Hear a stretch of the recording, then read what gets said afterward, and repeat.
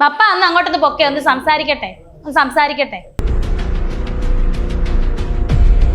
സുധിച്ചേട്ടന്റെ ട്രോഫികളും സമാഹാരങ്ങള് കട്ടിലിന്റെ കീഴിലാക്കി ചാക്കിലേക്ക് കെട്ടി വെച്ചേക്കാണ്. ഏഷ്യം പറ്റും കുണുകുണ വെച്ചിട്ട്. ഇത്രയും പറഞ്ഞിട്ട് എന്തേലും തല പോയോ ആരുടെയും?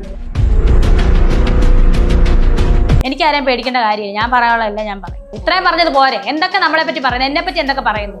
ഞാൻ അവാർഡ് കൊണ്ട് എടുത്തെറിഞ്ഞു എന്നൊക്കെയാണ് പറയുന്നത്. കുട്ടി ഒന്ന് വന്നാൽ ഞാൻ കാണിക്കും. കുറിച്ച് വെച്ചേക്കുന്നതാണോ ചുമ്മാ എറിഞ്ഞേക്കുന്നതാണോ എന്ന് നമുക്കൊന്നും വരും. കിച്ചു വ്ളോഗ് കാര്യങ്ങളൊക്കെ എടുക്കുന്ന ആളാണ്. കിച്ചു ഋതുപ്പിനെ കാണാൻ ഇവിടെ വീട്ടിലേക്ക് വന്ന സമയം വ്ളോഗ് എടുക്കുന്ന കാര്യം ചേച്ചി അറിയിച്ചിരുന്നു. കിച്ചു വരുന്നതിൻ്റെ അന്ന് അവൻ്റെ അമ്മ എന്ന സ്ഥാനത്ത് അവൻ എന്തായാലും വിളിച്ചെന്നോട് പറയാം, അമ്മ ഞാൻ അങ്ങോട്ട് വരുവാണേ, ഞാൻ അറിയാതെ കള്ളനെ പോലെ കിച്ചു വന്ന് എന്നൊക്കെയാണ് വ്യാഖ്യാനിച്ചിരിക്കുന്നത്. എനിക്കതിനകത്ത് ഞാൻ പറഞ്ഞ എന്താന്ന് വെച്ചാൽ എന്നോട് പറഞ്ഞിട്ടാണ് കിച്ചു വന്നത്. പക്ഷെ ഞാൻ ഇവിടെ ഇല്ലാന്നും പറഞ്ഞു. ആ ഒരു സ്ഥാനത്തിന് അല്ലാതെ ഞാൻ എൻ്റെ അനുവാദമില്ലാതെ എന്തിന് കിച്ചു വന്നു എന്നൊരു ധ്വനിയൊന്നും അതിനകത്തില്ല. അതായത് കിച്ചു വീട്ടിലേക്ക് വന്ന സമയത്ത് സ്വന്തം വീട്ടിൽ അന്യനെ പോലെ എനിക്കറിയാൻ കഴിഞ്ഞിട്ട് ചോദിക്കുക, നിങ്ങൾക്കൊക്കെ എന്തു വേണ്ട? ആ പറഞ്ഞവൻ്റെയോ കുഞ്ഞമ്മയുടെ മക്കൾക്കാണ് ഈ സ്ഥാനം വന്ന് ഇവിടെ താമസിക്കുന്നത്. എൻ്റെ പൊന്നു കുഞ്ഞുങ്ങളെ, ഋതപ്പൻ്റെയും കിച്ചുവിൻ്റെ വീടാണിത്.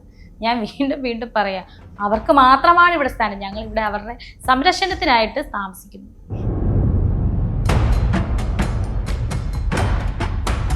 ഈ പറയുന്ന കമൻസ് ഇടുന്നവരൊക്കെ അവരുടെയൊക്കെ കാര്യങ്ങൾ അവരൊക്കെ ആരെയൊക്കെയാണ് ബോധിപ്പിക്കുന്നത്? അവരുടെ അച്ഛൻ അല്ലെങ്കിൽ അവരുടെ അമ്മ അല്ലെങ്കിൽ സഹോദരൻ, വേണ്ട അവരുടെ ഭർത്താവ് അല്ലെങ്കിൽ അവരുടെ ഭാര്യ. ഈ രേണു സുധിക്ക് മാത്രം ആരെയൊക്കെ ബോധിപ്പിക്കണം?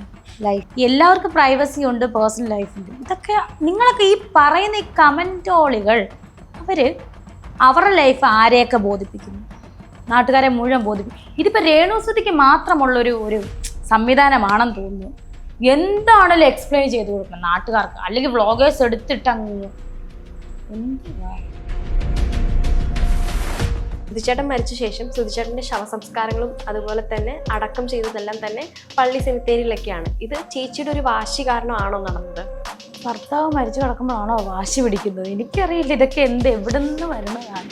ഞാൻ അന്നത്തെ ദിവസം എനിക്ക് ഓർമ്മ പോലും ഇല്ല. നേരെ ഭർത്താവ് മരിച്ചു കിടക്കുവാണ്, നമ്മൾ വാശി പിടിക്കാൻ പറ്റും? എന്നോടല്ല ഇതൊന്നും ചോദിച്ചത്. അപ്പോഴാണോ ഞാൻ വാശി പിടിക്കാൻ പോകുന്നത് ഇവിടെ അടക്കണമെന്ന് പറഞ്ഞു? എന്തുവാടേ ഇവരോടാ, എന്തുവാടേ?